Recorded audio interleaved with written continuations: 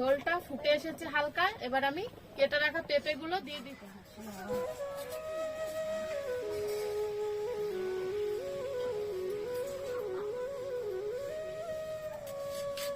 খাসির মাংস তো আমরা সবাই খেয়েছি, কিন্তু আজকে যে মাংসটা আমরা রান্না করব সেটা ছোটবেলায় আমি দিদিমার হাতে রান্নাটা খেয়েছিলাম। এই খাসির মাংসের রেসিপিটা আমাদের দিদাকে দেখেছিলাম এইভাবেই মশলাগুলোকে বাটতো, তাই আজকেও আমরা এইভাবেই রান্নাটা করব।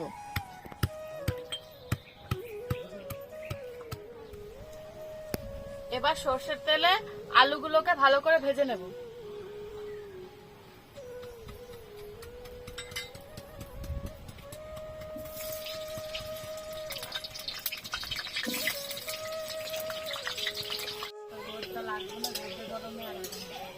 কালকে আমি বাড়ি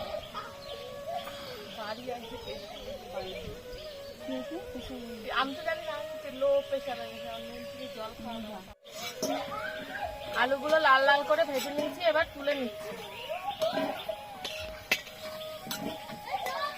ফোড়নে দিচ্ছি গোটা গরম মশলা,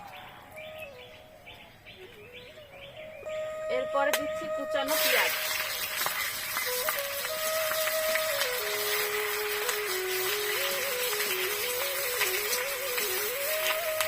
আমাদের রান্নাঘরটা বেশ সুন্দর গ্রাম্য পরিবেশে হয়েছে।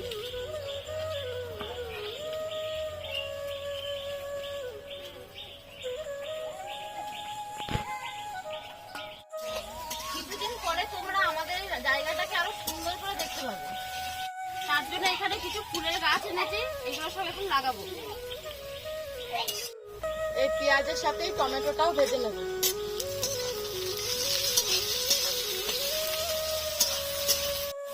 টমেটো আর পেঁয়াজটা ভালো করে ভেজে নিয়েছি, এবার দিচ্ছি আদা বাটা,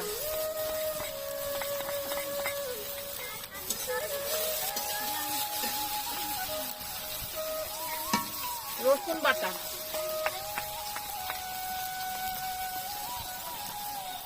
এরপর দিচ্ছি কাঁচা লঙ্কা বাটা।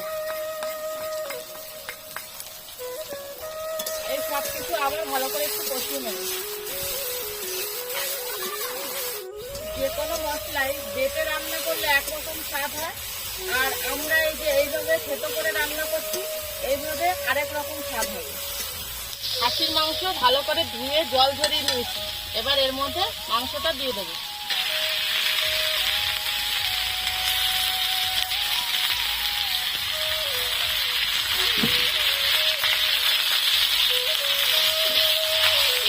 মাংসটা হালকা করে একটু কষিয়ে নিয়েছি, এবার একে একে সব মশলাগুলো আমি দিয়ে দেবো।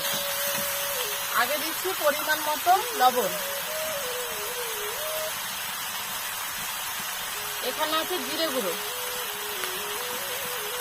তারপর ধনে গুঁড়ো, কাশ্মীরি লঙ্কার গুঁড়ো,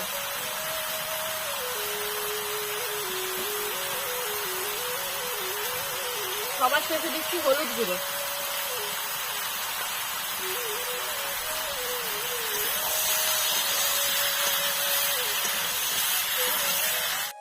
মাংস ভালো করে কষিয়ে নিয়েছি, এবার এর মধ্যে পরিমাণ মতো জল দিয়ে দিচ্ছি।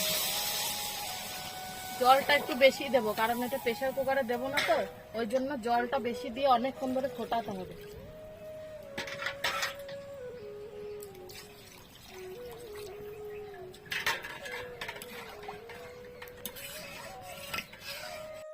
ঝোলটা ফুটে এসেছে হালকা, এবার আমি কেটে রাখা পেঁপেগুলো দিয়ে দিচ্ছি। পেঁপেটা এর জন্যই দেওয়া যাতে মাংসটা ভালোভাবে সেদ্ধ হয় আর তাড়াতাড়ি সেদ্ধ হয়। আজকে যেই গাছগুলো এনেছি সেগুলো এখন এখানে লাগাবো। আরো তো গাছ রয়েছে,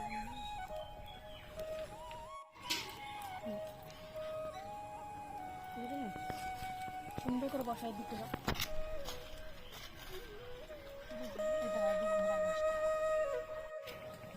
সব শেষে এবার চর্বিটা দিয়ে দিচ্ছি।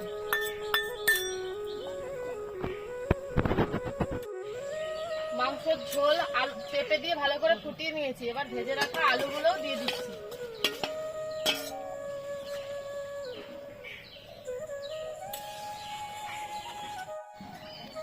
আমার গাছ লাগানো কমপ্লিট হয়ে গেছে, ওইদিকে রিমার মনে হয় রান্নাও কমপ্লিট হয়ে গেছে। এবার গিয়ে দেখি।